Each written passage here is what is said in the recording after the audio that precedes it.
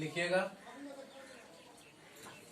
Fern या terrace का जीवन चक्र। डायरेक्ट उसमें लिखिएगा इस पौधे के जीवन चक्र समान रूप से समान प्रकार के होते हैं। इसमें बीजाणुविद पौधा मुक्त होता है।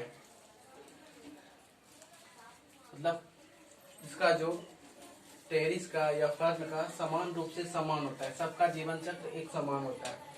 इसके बाद दूसरा स्टार देके लिखेगा बीजाणुविद। दूसरा स्टार देके लिखेगा बीजाणुविद। बीजाणुविद क्या होते हैं? बीजाणुविद में टाइप देके लिखेगा यह फर्न का मुख्य पौधा है।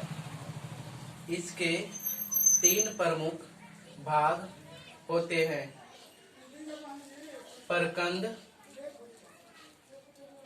लिखेगा परकंद जो भूमि में तिरछा उगता है। इसका केवल अगला शीर्ष भाग ही भूमि के बाहर निकल आता है। अगला स्टार लिखेगा परकंद। परकंद क्या होता है? परकंद में डायरेक्ट लिखेगा परकंद से अनेक पत्तियां तथा जड़ें निकलती है। परकंद में अनेक पत्तियां तथा जड़ें निकलती है। ये वाली जो संरचना है, ये टेढ़ा जैसा, इसी को परकंद बोलते हैं। इसमें अनेक सारी पत्तियां निकलेंगे और जड़ निकलते हैं। दूसरा लिखिएगा बीजाणुपर्ल क्या होता है? बीजाणुपर्ल डाइस देके लिखिएगा बीजाणुपर्ल। कुछ समान पत्ती ही बीजाणुपर्ल का कार्य करता है। इन पत्तियों में पर्णों के नीचे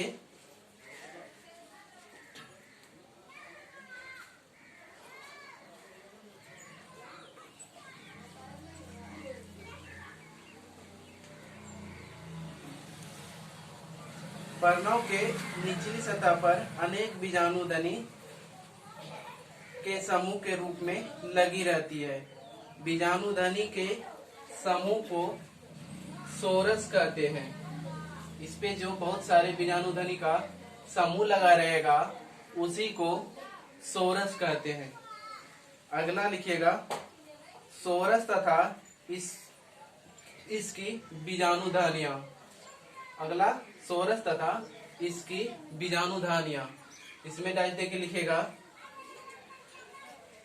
प्रत्येक सोरस में कई बीजाणुधनियां होते हैं।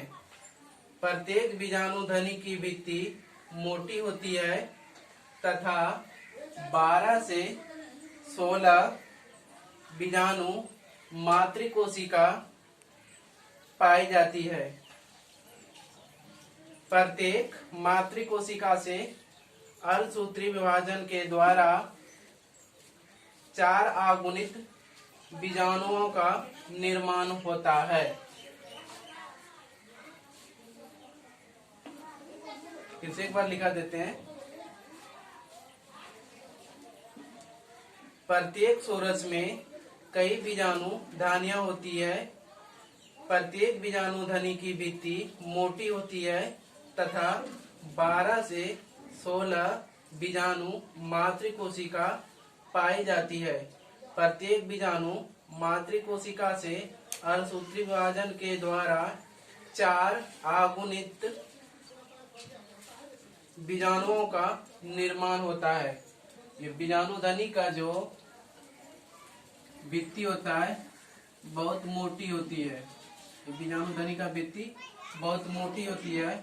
इसमें अर्धसूत्री विभाजन होता है और इनसे बीजाणु का निर्माण होता है। इसमें बीजाणु रहता है कितना? 12 से 16 बीजाणु इसमें पाए जाते हैं और इसकी भित्ति बहुत मोटी होती है। प्रत्येक बीजाणु में अर्धसूत्री विभाजन होगा और 4 बीजाणु बन जाएंगे। एक बीजाणु मात्र कोशिका से 4 बीजाणु बनते हैं। अगला लिखिएगा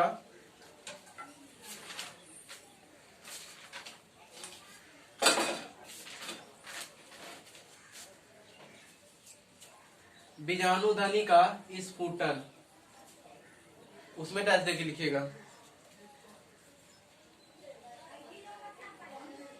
शुष्क अवस्था में सोरस तथा बीजाणुओं का स्फुटन एक विशेष प्रकार से होता है। इससे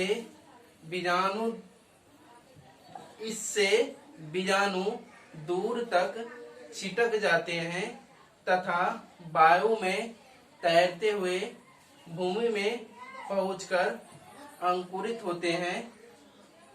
अंकुरन होने पर इससे उत्पन्न होता है युग्मकोविद पौधा। ये इसका जैसे स्फुटन हो जाएगा, इनसे बीजाणु दूर दूर तक छिटक जाते हैं। छिटकने के बाद इसमें अंकुरन हो जाएंगे।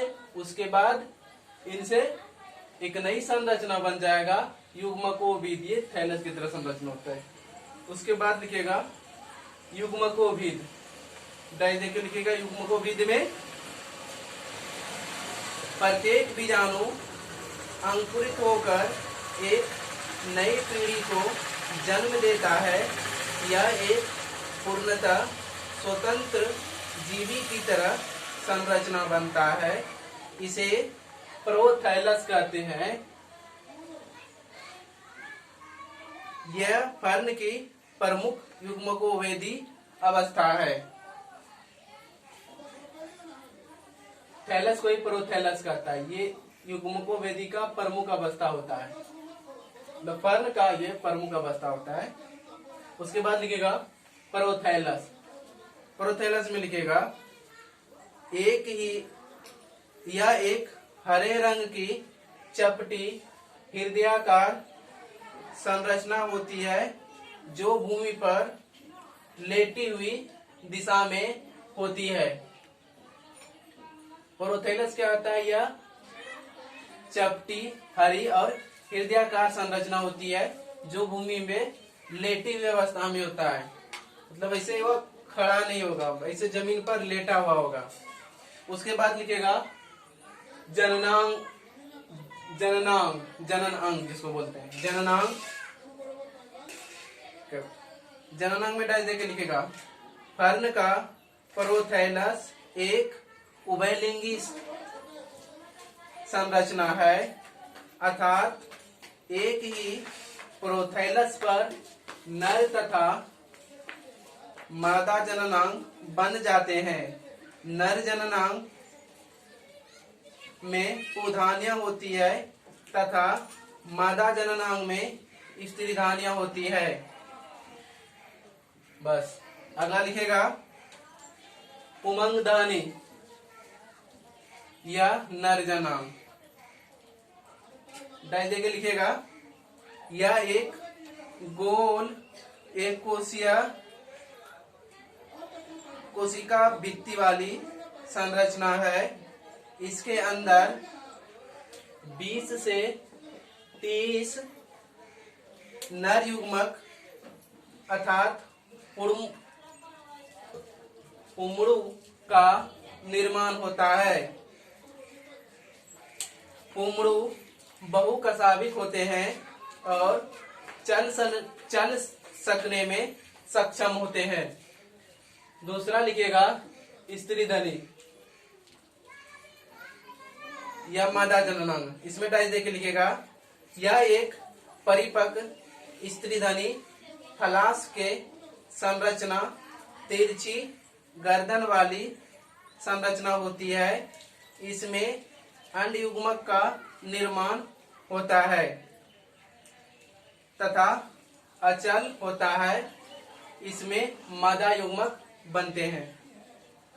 लास्ट लिखिएगा निषेचन।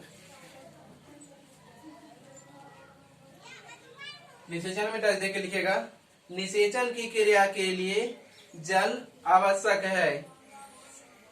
स्त्रीधनी के परिपक्व होने पर इसका मुंह खुल जाते हैं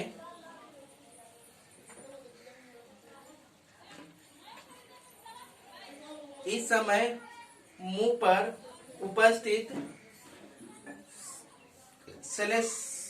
श्लेष्मा मुंह से बाहर निकलती है, जो नर युग्मक को आकर्षित करता है, जिससे पुमड़ू जल में तैरते हुए स्त्रीधनी के पास पहुंच जाते हैं और इसमें से एक नर युग्मक अंडाणु से संलयित होकर निषेचित हो जाते हैं। युग्मनज निषेचित युग्मनज द्विगुणी संरचना होता है, अर्थात 2n होता है।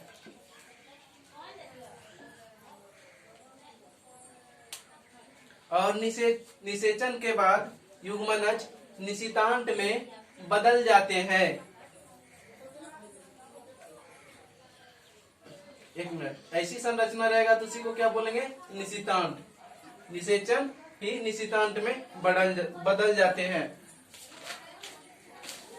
अगला लिखेगा भ्रूण तथा नए बीजाणुविद का निर्माण। इसमें लिखेगा निशितांत समान समसूत्री विभाजन द्वारा बार बार विभाजित होता है तथा एक भ्रूण का निर्माण होता है। भ्रूण विकसित होकर नए बीजाणुविद पौधे को जन्म देता है। बस इतना ही आपका था। ये बंद करो उसको।